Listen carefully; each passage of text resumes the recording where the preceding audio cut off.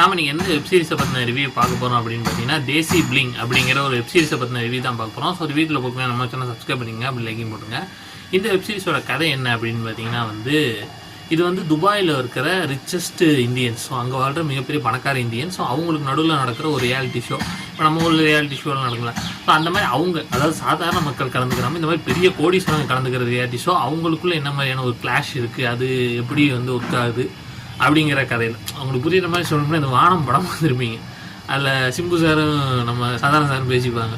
பணக்காரங்க கை தட்ட மாட்டாங்க, விசில் அடிக்க மாட்டாங்க, செத்தாதான் அட மாட்டாங்க.